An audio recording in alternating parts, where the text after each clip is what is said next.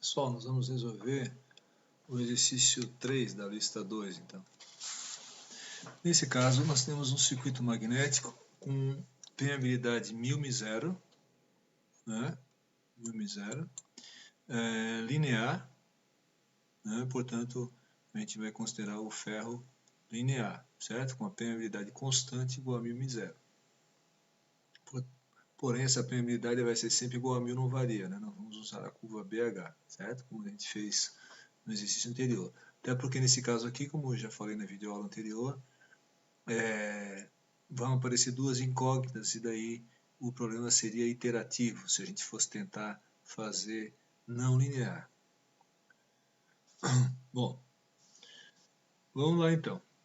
Ele pede assim, ó, escreva as equações de circulação de campo e conservação de fluxo. Na verdade, eu vou precisar de escrever as duas equações aqui para conseguir resolver o problema, tá? Então, vamos fazer o seguinte. Primeiro, como ele pede equações de circulação de campo, né? Circulação de campo ou lei de Ampère, né?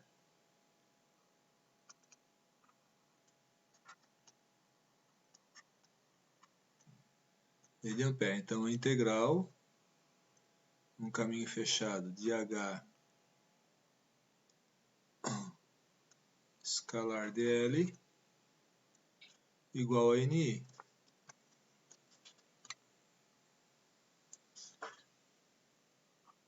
Igual a NI no caminho L de S, né? Bom, como a gente fez no outro caso, vamos traçar esse caminho L de S bem aqui no meio, ó. A gente sabe que o fluxo vai passar por esse tubo aqui, né? Porque o ferro tem uma permeabilidade muito maior que o ar. Certo? Então eu vou fazer o seguinte, eu vou fazer com duas cores diferentes aqui. Bom, esse aqui ficou bem feitinho, vou tentar caprichar mais aqui. Aqui.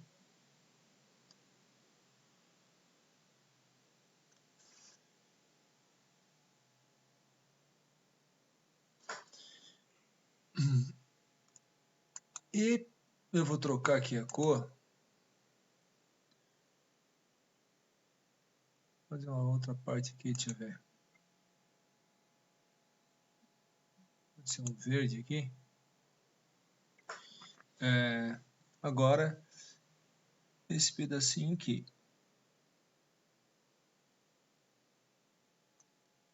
Certo?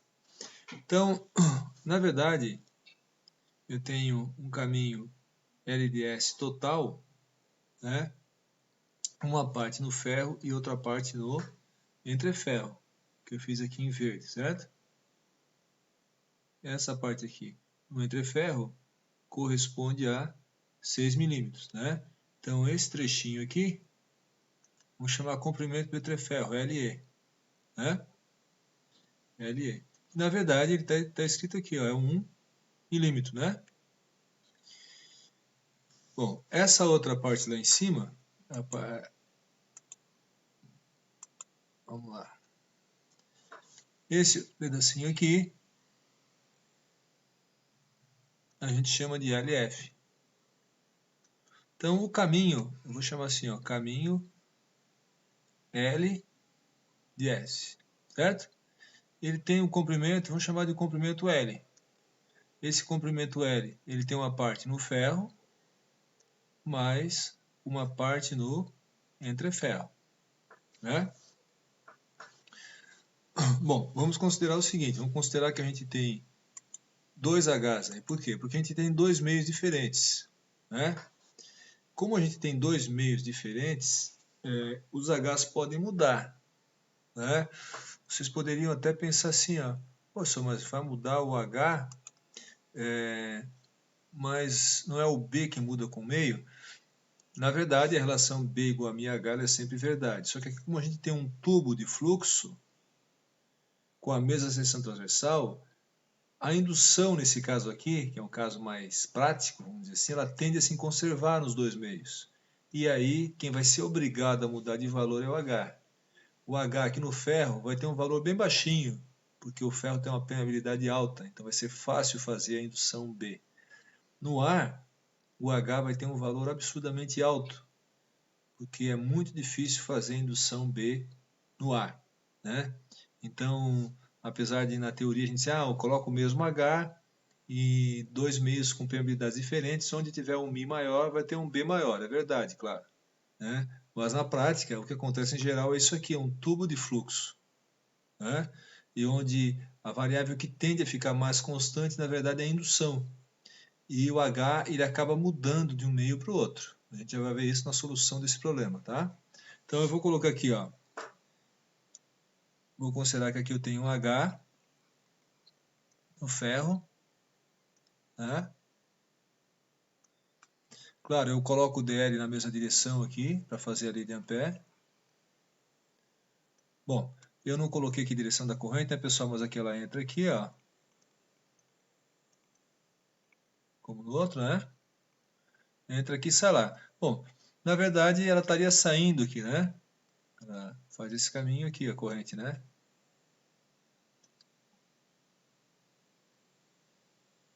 Então sai aqui, faz a volta aqui, entra aqui e sai lá. Mas também, de qualquer maneira, o campo vai ser para cima, se a gente usar a regra na mão direita, né? Para fazer esse caminho aqui, tá? Bom,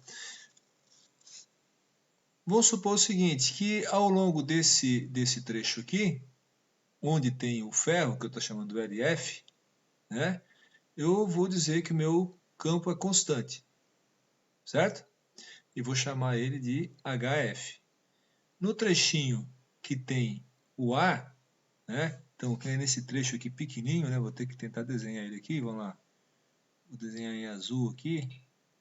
Nesse trecho aqui eu vou ter o H e, né? O H no entreferro, né? Então, eu tenho um DL aqui no ferro, aqui o DL é para baixo, também esse DL vai aparecer aqui no entreferro também, né? E aqui continua o H do ferro, certo? Então, qual é a consideração que a gente faz? A gente faz a seguinte consideração, considera que o HF, ele é constante, ele não muda ao longo de todo o comprimento LF. Então, eu considero que ao longo de toda essa linha, a parte vermelha aqui onde é o ferro, o HF ele não muda de valor. Claro, ele muda de direção, mas o DL também vai mudar junto, né? Então, ele também é colinear com o DL. Então, o HF ele é colinear, paralelo, né, ao DL. Então, se eu fizer HF escalar DL, né, vai dar o módulo simplesmente HF DL. Por quê? Seria HF DL seno de θ, né, o ângulo entre os dois. Mas como os dois são paralelos, o ângulo é zero, cosseno de zero é 1, né? Então não pode esquecer nunca que é um produto escalar. Se o DL tivesse na direção contrária, o θ seria 180 e esse produto escalar aqui daí é menos HF DL, né? Certo? Bom, eu também vou considerar aqui o campo HE, nesse trechinho pequenininho aqui, ó, ele é constante, né? Ele não varia. Na verdade, eu vou considerar que ele não varia ao longo de todo o entreferro. Assim como também o HF, mesmo lá para dentro, na profundidade, eu vou considerar que ele é constante, né? Mas claro, aqui como eu estou usando a lei de Ampère, eu estou respeitando o meu caminho. Então eu vou considerar que o HE, naquele trechinho pequenininho ali, que é entreferro, que o HE é constante naquela distância ali, no entreferro, LE. Certo? E que o HE é paralelo ao DL também. Então, o produto HE escalar DL vira um produto simples. Considerar essas duas coisas, certo? Então, quando a gente faz a lei de Ampère aqui, eu posso escrever assim, ó, a integral ao longo do caminho LF de HF escalar dl mais a integral ao longo daquele trechinho de ar, LE, de HE, escalar dl, igual a NI. Certo? Bom, na verdade, a integral fechada ao longo de todo o caminho, que inclui a parte no ferro e a parte no entreferro, né? Ao longo de todo o caminho, L de S, né? Ela pode ser decomposta na soma de duas integrais, uma sobre a região que tem ferro e a outra sobre a região que tem ar, né? Então, agora, vamos fazer o seguinte. Eu estou considerando que o HF e o DL são colineares, como a gente viu aqui, né? Então, o produto escalar vira um produto simples. Eu estou considerando que o HE e o DL também são colineares, né? Então, esse produto escalar vira um produto simples. Então, por causa disso aqui, né? Vou colocar assim, ó, um asteriscozinho aqui por causa disso aqui, porque eles são colineares, né? Eu posso escrever a integral de HF dl em LF mais a integral de HE dl em LE igual a NI. Bom, mas além disso, eu estou dizendo que o HF é constante ao longo de todo o caminho. E o HE é constante ao longo desse trechinho aqui, que é o entreferro. Certo? Então, vamos colocar uma bolinha aqui, né? Para essas condições aqui, em que o HF é constante ao longo do LF, o HE é constante ao longo do LE. Então, visto isso, eu posso, na verdade, bom, vou escrever aqui a equação de novo, ó. HFDL em LF mais HEDL em LE igual a NI. Por causa disso, porque eles são constantes ao longo do caminho, eu posso tirar os dois para fora da integral. E chego finalmente à integral a HF integral ao longo de LF de todos os DL, mais HE somatória, né, uma integral ao longo do LE, do entreferro, de todos os DLzinhos ali. Ora, a soma de todos os DL ao longo do comprimento LF é o próprio LF. Então aqui eu tenho HF LF mais HE, a soma de todos os DL ao longo do LE é o próprio LE. Então, a minha lei de Ampère me permitiu chegar nessa equação que eu vou chamar de equação 1. Né? Então, a lei de Ampère é equação de circulação de campo, né? Eu cheguei numa equação com duas incógnitas. Note que agora eu tenho HF e HE. Então não dá para eu resolver aqui achar o valor. Eu tenho o LF, eu posso calcular o LE, eu tenho o N, tenho o I, mas eu vou ter HF e HE. Como é que eu faço, né? Então, nesse caso aqui, a gente vai ter que abrir mão de uma outra equação, né?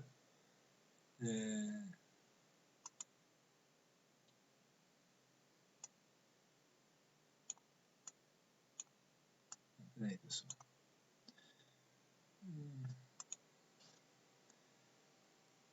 Eu quero só apagar. Só que eu tenho que vir aqui e escolher a borracha, tá? Ele não está querendo deixar eu apagar?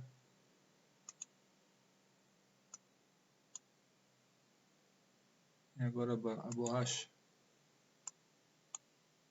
Tá. Deu. Bom, lembre que essa equação aqui, eu vou agora voltar a escrever em vermelho aqui. Lembre que essa equação aqui, essa em vermelho, né? Ela veio de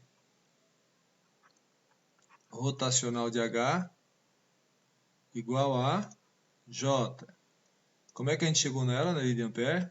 Lá no primeiro capítulo, né? Capítulo a gente, o livro, a gente estudou bastante isso aqui, né? Deduzi várias vezes, ele chegou nisso aqui através do teorema de Stokes, né? Forma integral, faz fluxo dos dois lados, usa o teorema de Stokes e a gente chega na lei de Ampère, né? Então aqui, isso também a gente deduziu na aula, na videoaula sobre magnetostática, né? Eu deduzi novamente lá para vocês, mostrei para vocês, né? Agora, a outra equação da magnetostática, né? Qual é a outra equação? Divergente de B igual a zero. Então, a gente vai ter, como a gente só tem uma equação e duas incógnitas, não basta agora, não tem sentido eu fazer outros caminhos aqui, porque o campo ele é constante, né? E eu fiz essa circulação bem aqui na frente, né, do circuito magnético. Poderia ter feito lá no meio, lá atrás. Mas em qualquer ponto ele vai dar sempre o mesmo resultado, desde que eu considere o HF constante ao longo do ferro, do comprimento, e também ao longo da seção transversal, né? E no entreferro também. Então não tem mais o que fazer aqui em termos de lei de Ampère. O que eu posso fazer aqui agora é usar a segunda equação de Maxwell, certo? Ele pediu lá, ó, conservação de fluxo, né? Então vamos escrever a conservação de fluxo. Como é que é a conservação de fluxo? Ela vem de divergente de B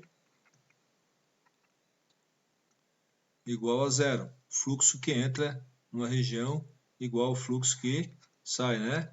Uma superfície fechada, S que envolve um volume V, de BDS. BDS é o fluxo. Em outras palavras, a gente fez isso com o cone, fez isso também com o fluxo do J, né, para mostrar que a corrente é conservativa num nó, né? Em outras palavras, a gente pode escrever que o fluxo que entra numa região é igual ao fluxo que sai. Uma outra forma é, então, a gente poderia expandir essa equação assim: a somatória dos fluxos que entram é igual à somatória dos fluxos que saem. Né? Beleza? Nesse caso aqui, como é que a gente vai fazer? Vamos escrever aqui então. Para ficar ali com uniforme, né? Esse aqui vem em azul. Eu vou ter que fazer um volume, né, pessoal? Eu vou ter que fazer um volume. Onde que eu faria esse volume? Eu posso fazer esse volume exatamente aqui no meio do entreferro. Posso fazer um desenho aqui, ó. Então eu tenho ali aquela região do entreferro, né? Vamos tentar fazer aqui, ó.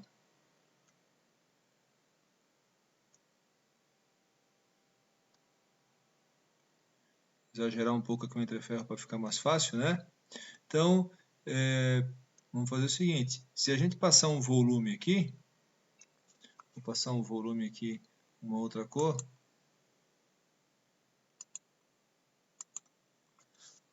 eu faria o seguinte: imaginaria um volume aqui, né?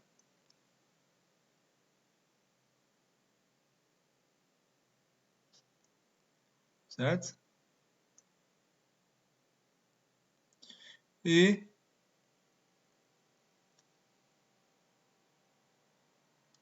eu veria o fluxo que entra nele, né? Poderia ser aqui por cima o fluxo que entra, na verdade seria o fluxo no ferro. E o fluxo que sai aqui embaixo, o fluxo no entreferro, né?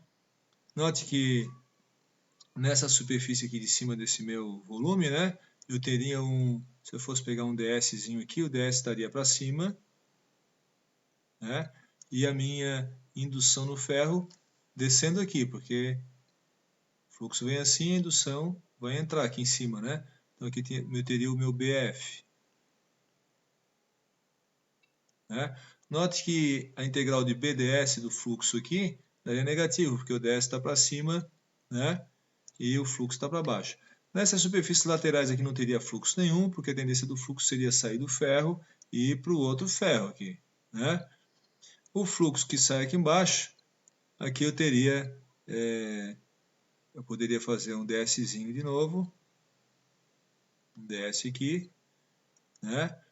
E aqui eu teria a indução no entreferro, né? Na verdade é melhor colocar mais lá no meio, né? Mas aqui no meio, lá no entre ferro, né? Deixa eu ver se eu consigo colocar aqui, né? B no entre ferro. Tá?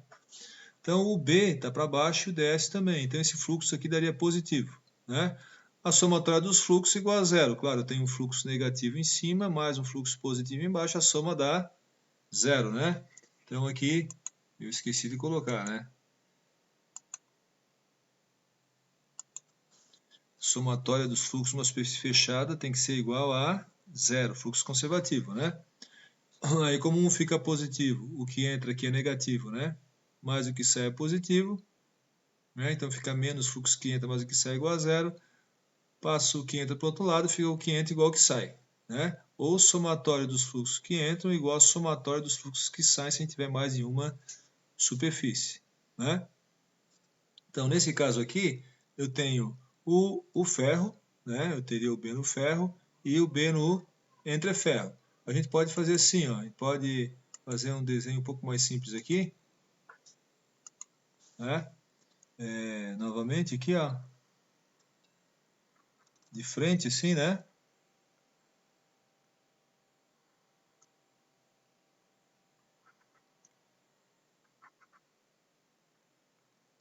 Né? E eu posso fazer o seguinte então, ó. Posso dizer que aqui tem uma seção transversal. Aqui eu tenho uma seção transversal do ferro, né? Um S do ferro, que seria essa distância aqui vezes a profundidade, e aqui eu teria uma seção transversal do entreferro. O fluxo, ele tende a passar um pouco por fora aqui, né? Produzindo um espraiamento. Mas a gente vai considerar nos exercícios que esse espraiamento é nulo, tá? Até alguns livros colocam em 10%, 20%, né? O fluxo sai do ferro, vai para o ar e depois volta para o ferro, né? Mas aqui a gente vai considerar que o fluxo, aqui o nosso volume estaria aqui para fazer a conservação de fluxo, ó, né? Olhando de frente, né? Então aqui eu teria o S de V, certo? Então, eu tenho um B entrando aqui, vezes essa área, vai dar o fluxo que entra, que é o fluxo no ferro, e o fluxo que sai é o fluxo no entreferro. Beleza, vamos fazer então aqui a conservação de fluxo. Tá? Então, o fluxo que entra seria o fluxo no ferro, e o fluxo que sai é o fluxo no entreferro. O certo seria fazer a integral de BDS e tal, formalmente, mas a gente já sabe aqui, né, que o B é constante ao longo da seção transversal do ferro, considera que ele não muda, e também que o B é constante ao longo da área do entreferro, né, que seria essa área achurada aqui, né? Claro, e aqui agora eu passei esse volume bem no meio, entre os ferros, né? Bem no meio aqui, eu considerando que o B aqui, a indução, é constante. Então, quanto é que vale o fluxo do ferro? B do ferro vezes a área do ferro. Quanto é que vale o fluxo no entreferro? B no entreferro vezes a área do entreferro. Bom, só que eu vou considerar que a área do entreferro e a área do ferro são iguais, né? Alguns livros consideram a do entreferro um pouquinho maior, que na real ela é um pouco maior, mas depende muito do entreferro. Se o entreferro for muito pequenininho, elas são iguais. A maioria dos entreferros são pequenos. Se o entreferro crescer, daí vai ter um espraiamento maior, mas que fica muito difícil de mensurar, se é 5, 10, 15%, né? Então, a gente prefere aqui considerar que é igual, tá? Faz uma aproximação. Vamos usar a caneta que a gente estava usando para fazer esse tipo de equação aqui, que é melhor, né? Então, agora aqui como é que eu vou fazer? Ó? B do ferro, quanto é que vale o B do ferro? B do ferro é o Mi do ferro. Tá vendo? Agora aparece a permeabilidade. Ó. Mi do ferro vezes o H do ferro. Né? E vezes o S do ferro. E agora aqui, quanto é que vale o B do entreferro? Vale o Mi do entreferro, que é o A. É Mi0. Vezes o H do entreferro. B igual a MiH. Vezes a área do entreferro. Bom, como as duas áreas são iguais, pessoal, eu posso cortar aqui, ó. Corto aqui, corto aqui, certo? Então eu fiquei com uma outra equação aqui, tá vendo? Eu fiquei com uma outra equação, né? Mi do ferro vezes H do ferro igual a Mi0 H do entreferro, né? Eu posso agora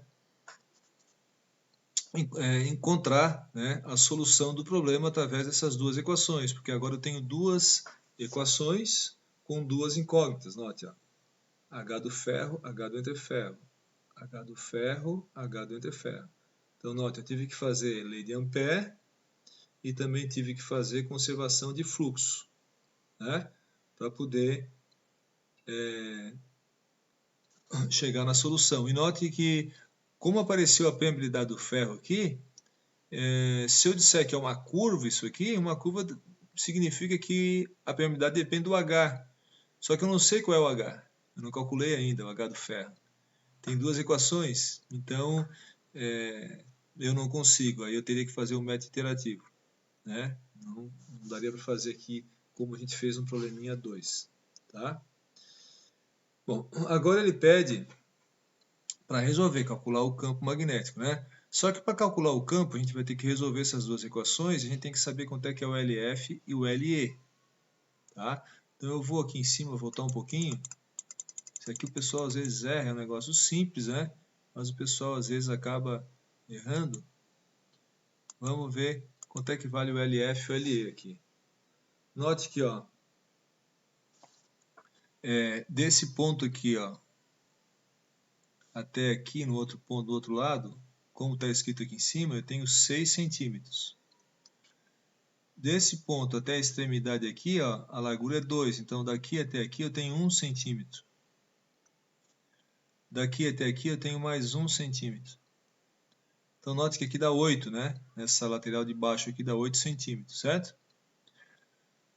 Nessa parte de cima aqui também, ó, aqui tem 1 centímetro, aqui tem 6 no total, e aqui tem 1. Então tem 8, 8, 8 e 8. O comprimento total, na verdade, 4 vezes 8, 32, vai dar 32 centímetros, né? O comprimento total, né? Mas o comprimento total é igual ao comprimento do ferro, mais o entreferro. O entreferro tem 1 milímetro, né? 1 milímetro, na verdade, seria 0,1 centímetro. Então, daqui eu teria que o LF daria 32, né? Menos 0,1, 31,9 centímetros. Né? Ou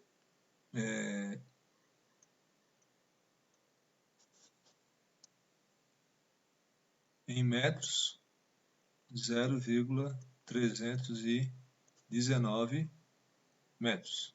Né? Não esqueça que o LE, né? O LE é 0,1 centímetro ou 1 milímetro, né? Ou seja, 0,001 metro. Então, eu somando aqui, ó, 0,319 metro, que é o LF, somando com 0,001, vai dar 0,32 metros, né? Que é 32 centímetros. Então, na verdade, eu peguei o comprimento total, diminuí 1 milímetro para achar qual é o comprimento da linha vermelha, que é no ferro, né? E dá 0,319 metros, certo? Se o entreferro aqui, por exemplo, fosse de 2 milímetros, aqui ia dar 0,318, mais 2 vai dar o 32 centímetros. Então, cuidado aqui na hora de medir, né, certinho o comprimento só onde o circuito passa dentro do ferro, né? A gente normalmente pega o total e diminui do entreferro. Mas depende do desenho. O desenho podia ter dado as cotas aqui já só da parte do ferro, e não precisaria diminuir nada, né? Depende do desenho, né, pessoal? Então, continuando agora, né? Ele pede, ó, calcule o valor do campo magnético no ferro e no entreferro. Vamos calcular então, item B, certo? Item B. Então, eu tenho o seguinte, ó, eu vou isolar, por exemplo, eu posso isolar aqui o HE ou o HF, tá? Na equação 2, né? Nesse caso aqui,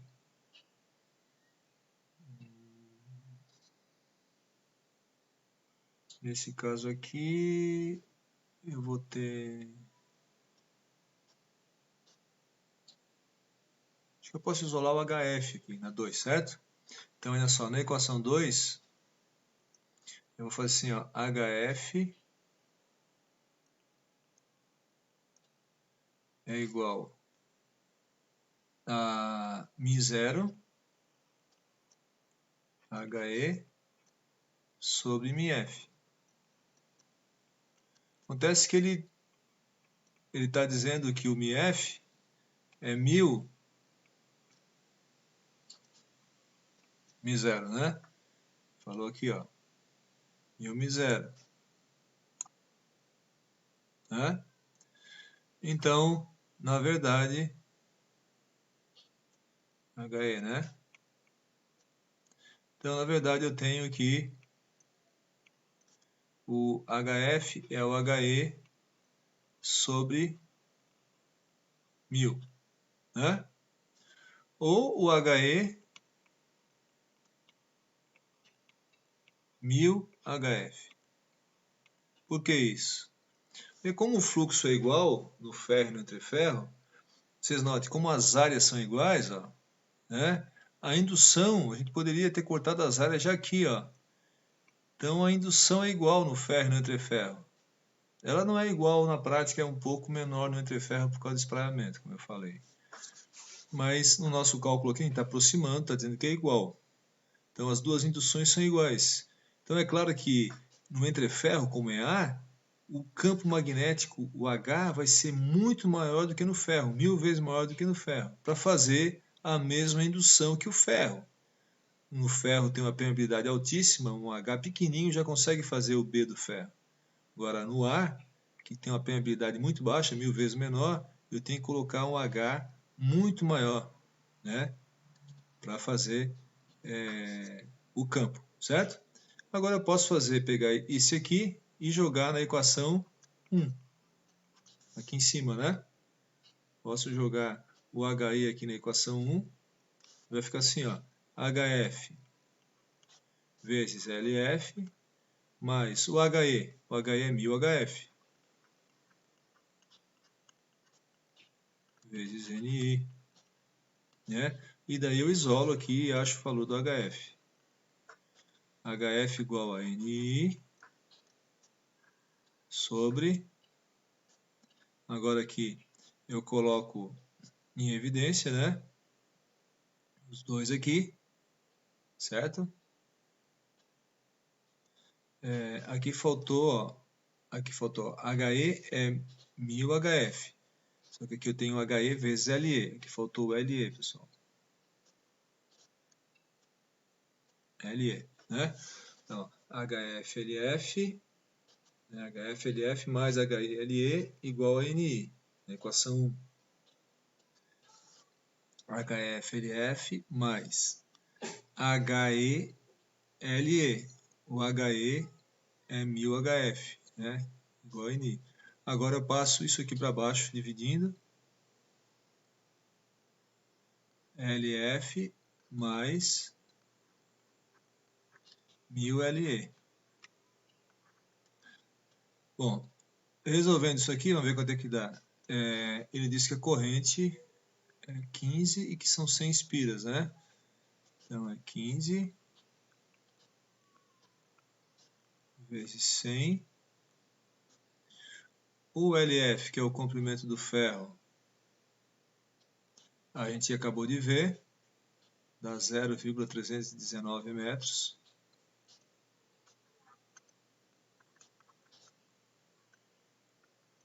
Mais 1000 LE. LE é 1 milímetro, né? Comprimento de ferro, 1 milímetro. 10 a menos 3. Então, quanto é que vale o HF, né? Vai dar 1500 dividido por, aqui vai dar 1, né? 1,319.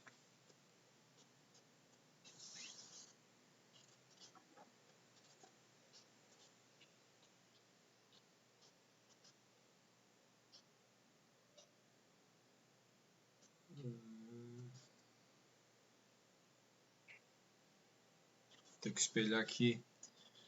Eu não tinha espelhado aqui o meu.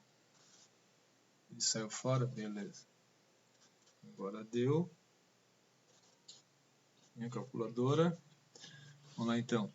15, bom, 1.500 dividido por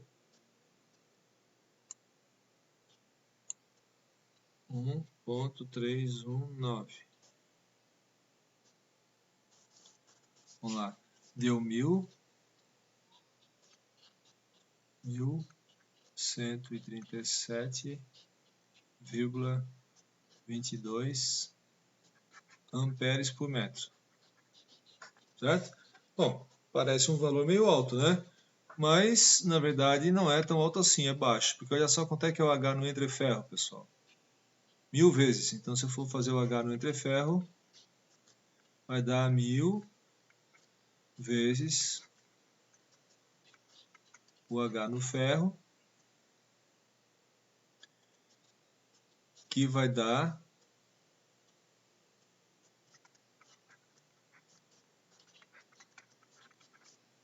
1.137,22 quiloamperes por metro. Certo? Agora o que ele pede? Beleza, agora achei o H no ferro e o H no entreferro. Os dois deram 1000, só que 1 ampere por metro e o outro 1000 quiloamperes por metro, 1.137, né? Agora ele pede no item C, calcule a indução magnética no ferro e no entreferro. Bom, a indução a gente já viu aqui, né, que ela é igual no ferro e no entreferro, porque os fluxos são iguais, as áreas são iguais, né? Então, mas tanto faz eu calcular então de um jeito ou de outro. Vou fazer aqui o item C, ó. B no ferro. Mi do ferro, H do ferro.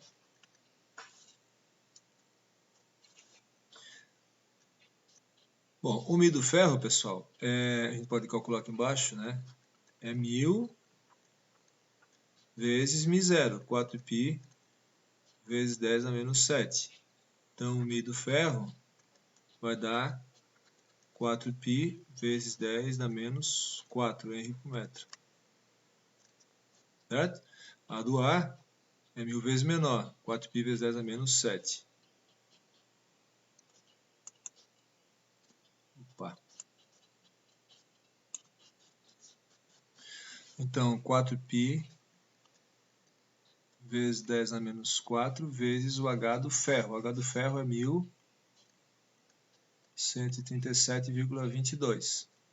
Bom, vamos ver quanto é que dá isso aqui. Uma calculadora aqui.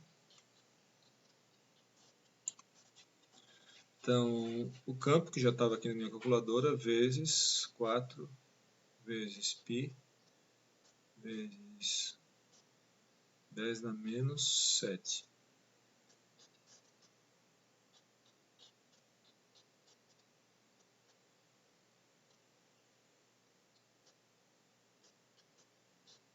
Opa! Eu errei aqui, né, pessoal? Não é 4π vezes 10 a menos 7, é 4π vezes 10 a menos 4, né?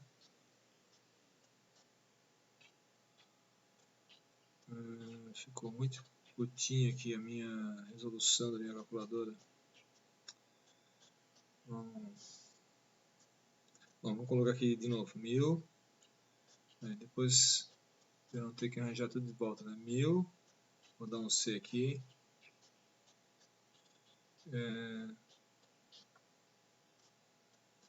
1137,22 vezes 4π vezes π é igual. Dá isso aí, ó. Agora, vezes 10 dá menos 4, né? Então dá 1,43 Tesla.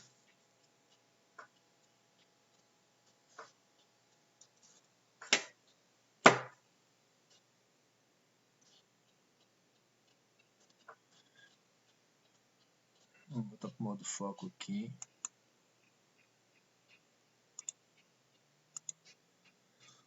1,43 Tesla, vamos lá.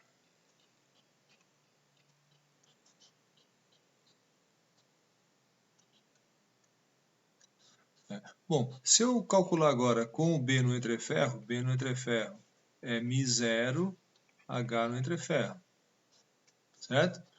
μ0 é 4π vezes 10 a menos 7. Só que vezes o H no entreferro, que é 1137,22 vezes 10 na 3, porque é quilo, no entreferro ele é bem maior, né? Então, o B vai ter que dar o mesmo resultado, né, pessoal? Tem que dar o mesmo resultado, né? A gente usar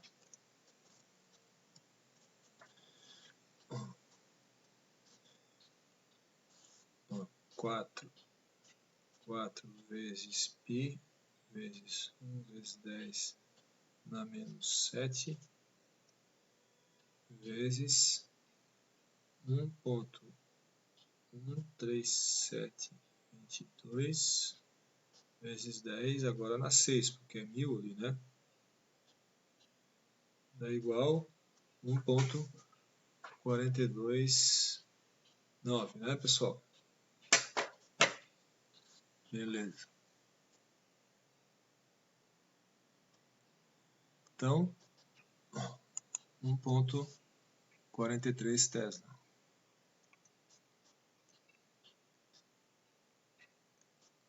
Certo?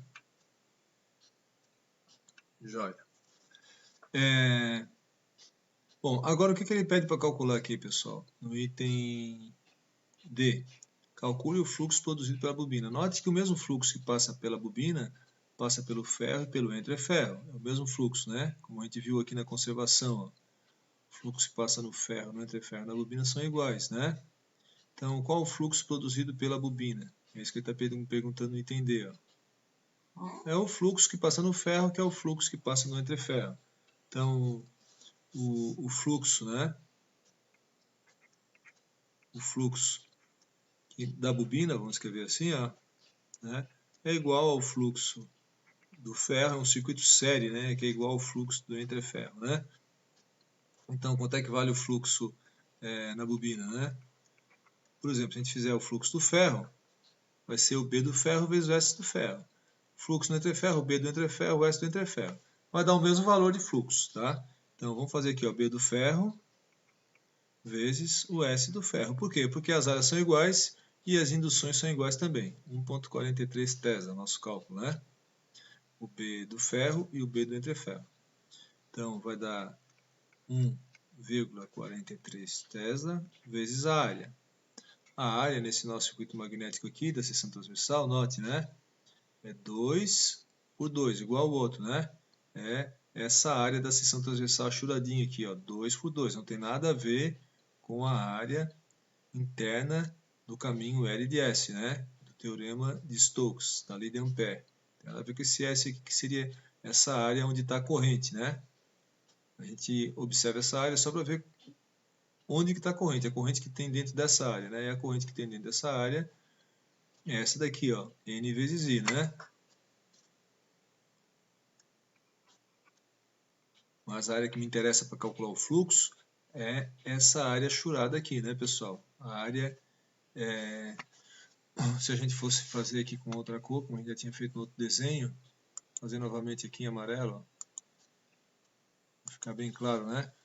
Eu poderia fazer aqui, seria essa área aqui, né, pessoal? 2 por 2, a área do entreferro. Mas que é igual à área do ferro. Se eu fosse olhar para o ferro, daria essa área aqui, né?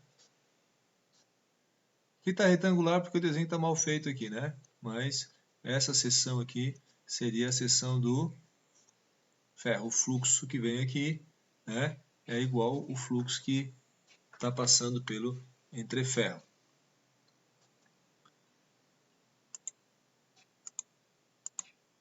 Então, aqui, agora eu tenho a área, então 2 vezes 2 dá novamente 4. 4 vezes 10 a menos 4. Que são 2 centímetros quadrados, né? Centímetro quadrado 10 a menos 2 metros. Então, eu tenho que fazer esse cálculo aí. Vai dar 1,43 vezes 4. Vai dar 5,72 vezes 10 a menos 4 Weber. Beleza? E no item E, ele pede para calcular a indutância. É N vezes o fluxo da bobina, produzido pela bobina desse circuito, dividido pela corrente. Então, são 100 espiras e 15 amperes, né?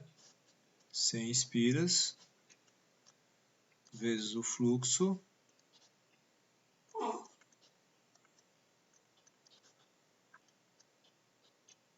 dividido por 15 amperes. Então vai dar 100 vezes 5,72 vezes 10 a menos 4 igual dividido por 15.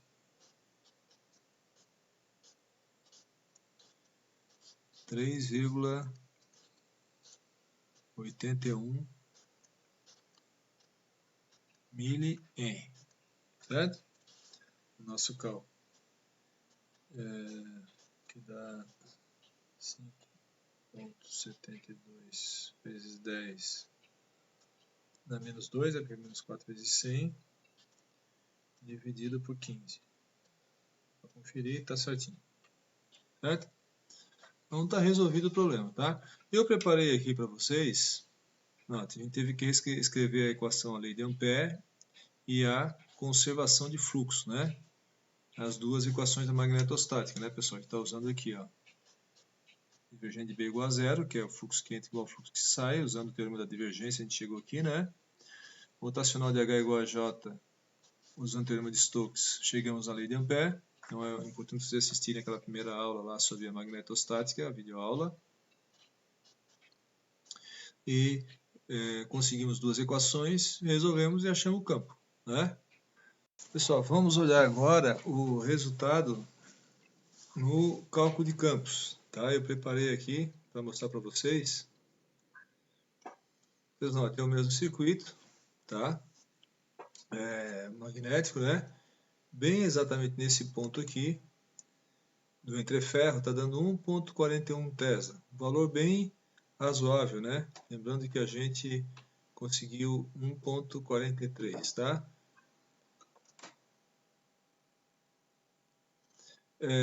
No entanto, aqui no circuito, no cálculo de campos com elementos finitos, métodos de elementos finitos, a gente consegue um valor bem preciso, né, e se percebe a variação do campo ao longo do entreferro, né? É um cálculo em duas dimensões, mas que dá bastante precisão. Aqui a gente percebe um pouco o espraiamento, mas realmente a maioria do fluxo passa pelo entreferro, né? Vai mudar um pouco a indução no ferro e no entreferro. Nesse ponto aqui, bem no entreferro, está dando 1,41. Um pouco acima, 1,45. 1,54. Então, chega a dar 1,66 na região de cima aqui, né? Tá? Vocês podem ver pela cor aqui, ó, na lateral, né? Chega a dar 1,6 Tesla em alguns pontos, né? Em compensação, nos cantos, aqui onde está verde, né, a indução dá 0,6 Tesla, né? O que o nosso cálculo, que é um cálculo simplificado, né, na mão, não consegue considerar, né? Claro que esse método aqui é um método numérico, né, que tem uma precisão bem grande, tá? Só para vocês terem ideia, eu coloquei aqui certinho o circuito magnético, tá? Pode dar um zoom menos aqui, ó, né? Mostrando o nosso circuito, né? O material magnético que a gente usou também, a gente usou isso aqui é a malha de elementos finitos, né? Com os triângulos, que eu já falei para vocês no outro problema, né? Então ele criou uma malha aqui gigante de elementos finitos para resolver o problema. Aqui eu tenho a nossa bobina, eu vou clicar aqui com espaço.